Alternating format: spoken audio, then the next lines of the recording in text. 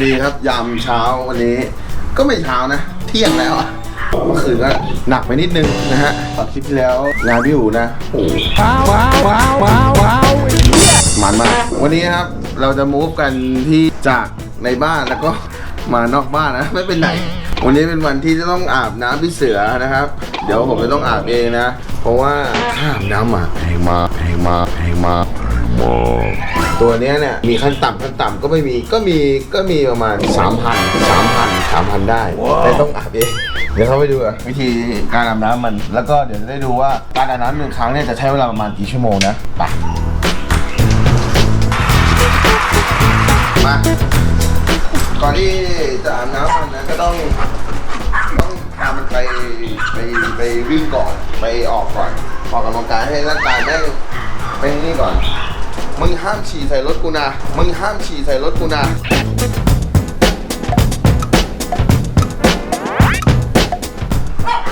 เสือมานี่เร็วๆ come on เป็นหมาฝรั่งนะมุก come on baby come on quick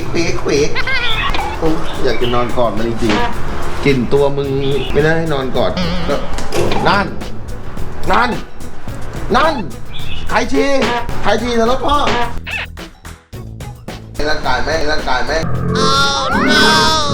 ทีได้ยังไงทีอะไรไม่ทีใส่ฮาเล่นั่งลงไม่ต้องหนีขอโทษเดี๋ยวนี้ขอโทษดีขอโทษนะห้ามฉี่ก็ติดมันจะเหนื่อยนิดนึงนะฮะก็นี่แหละโดมเดี๋ยวต้องพาเสือออกกำลังกายนิดนึงก่อนเพื่อให้ร่างกายเขาได้ปรับอุณหภูมินิดนึงนะครับป่ะโอเค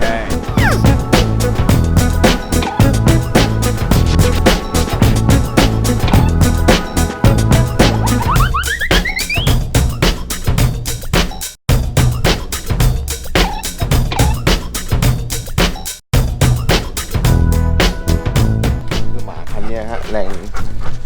มาวันนี้แรงจะเยอะมากต้องให้เขาออกกำลังกายบ่อยๆเพื่อให้ฮอร์โมนในร่างกายเขาได้ลดลงกลางคืนเขาจะได้นอน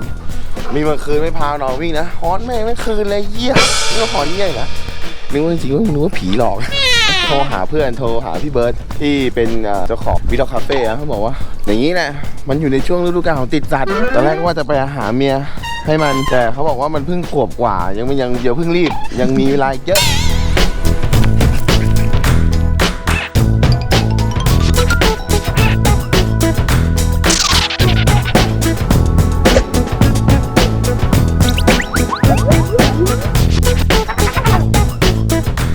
เพิ่งคุยกันนะครับ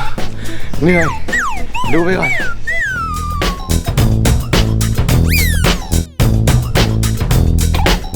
วันนี้วิ่งได้ทั้ง2 รอบแล้วเหนื่อยไม่ใช่หมาโอ้ยเหนื่อยชิบหายเริ่มอาบน้ำกันเลยครับมา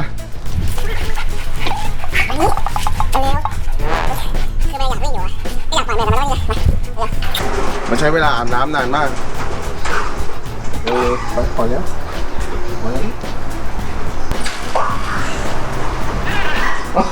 ดูคือความมันไม่อยากอาบน้ำมันอยากจะวิ่งเล่นนะมันนั่งอยู่นี่เลยมันเคยคลิปแรกครับเห็นไหมที่พี่เสือไปว่ายน้ำที่ดูขอบได้โดควาครับมันชอบผมก็ไม่เข้าใจเหมือนกันว่าเขาทำยังไงนะทำไมเขาถึงเอามันอยู่ได้ขนาดนั้นนะแต่ในเมื่อเราก็ต้องเซฟคอสในบางเรื่องนะ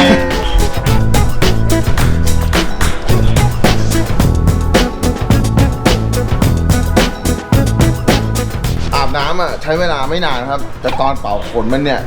โคตรนานขนมันมี3 ชั้นด้วยกันมีชั้น1ชั้น2ชั้น3ชั้น1เนี่ยก็จะเป็นพวกอาจารย์อยู่ชั้น2จะเป็นเด็กอยู่ชั้น3จะเป็นคนโตหน่อยนิดนึงนะหยอกขนมี3 ชั้นจริงๆขนมันหนามากเดี๋ยวดูนะเอาน้ำราดลงไปยังไม่ถึงขนมันเลยอ่ะเนี่ยดูนะท่านผู้ชมเห็นปะน้ำยังคือไม่ถึงข้างในเลยต้องแหวกอ่ะโอ้ยมี3 ชั้นแล้วซึ่งน้ำเนี่ยเย็นมากนะหมาไม่หนาวหรอกแต่คนเนี่ยหนาว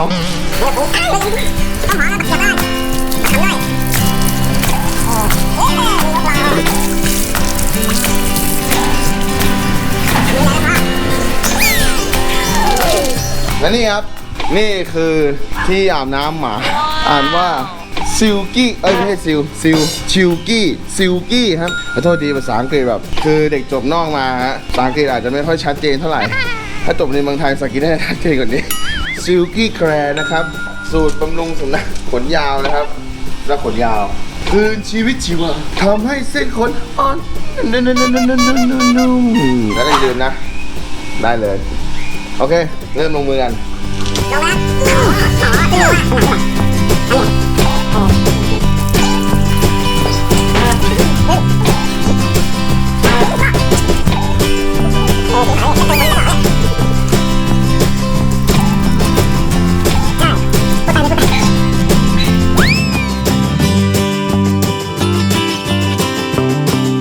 เอาละครับแล้วตอนนี้อุปกรณ์ของเราก็พร้อมเลยนะครับเดี๋ยวเราจะเริ่มการเป่าขนพิเศษกันนะมาดูกันว่าแบบเนี้ยของหมาราชการเนี่ยจะใช้เวลากี่ชั่วโมงเริ่มเลย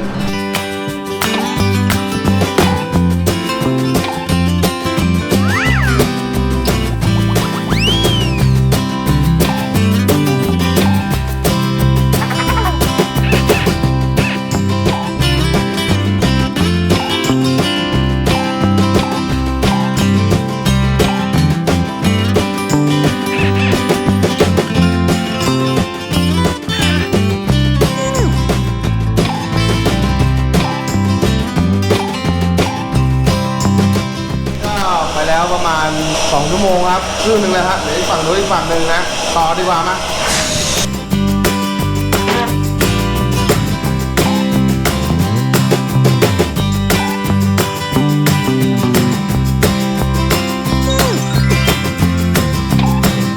ตอนนี้ก็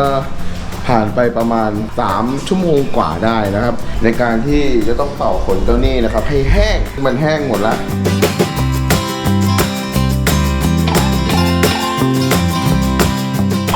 เอาละครับวันนี้ก็เรียบร้อยแล้วครับในการอาบน้ำพี่เสือนะครับนะก็ตัวขาวขึ้นมานิดหนึ่งนะก็เข้าใจคนที่เขาอาบน้ำแล้วราคามันค่อนข้างสูงในการที่ต้องแปรงขนนู่นนี่นั่นจิปาถามากมายเลยอย่าลืมกดติดตามกดจับตะไคร้ให้กับพี่ดักเองนะครับช่อง Dog Dack Creation นะเอาละครับแล้วเดี๋ยวไปติดตามต่อนะครับว่าเดี๋ยวรายการมูฟของเราพี่ดักเนี่ยจะพามูฟไปที่ไหนกันบ้างนะสำหรับวันนี้พวกเราทีมงาน Dog Dack Creation ลาไปก่อนสวัสดีครับบ๊ายบายอ้าวเฮียคนถ่ายโดนหมาเล่นกันแล้วฮะคนถ่ายโดนหมาเล่นแล้วนะครับรู้ไหม